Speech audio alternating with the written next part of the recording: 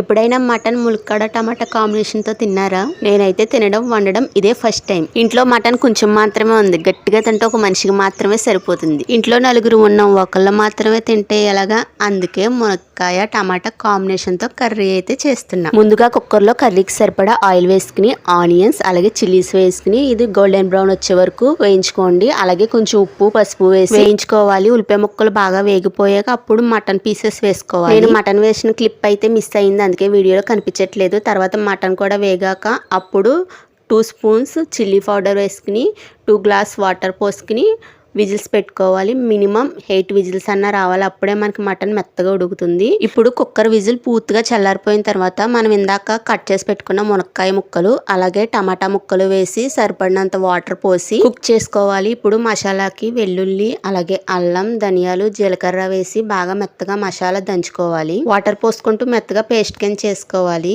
అదేంటో మరి రోట్లో దంచిన మసాలా డిఫరెంట్ టేస్ట్ ఉంటుంది. ఇప్పుడు మునక్కాయ కుక్ అయిపోయిన తర్వాత మసాలా వేసుకుని మనం కొంచెం కొత్తిమీర వేసుకుని ఒక 5 మినిట్స్ కుక్ చేసుకుని గ్యాస్ ఆఫ్ చేసుకుంటే సరిపోతుంది. రైస్లోకి చపాతీలోకి పరోటాలోకి సర్వ్ చేసుకుంటే డిఫరెంట్ టేస్ట్ చాలా బాగుంది. మీరు కూడా ట్రై చేసి ఎలా ఉందో నాకు కామెంట్ చేయండి.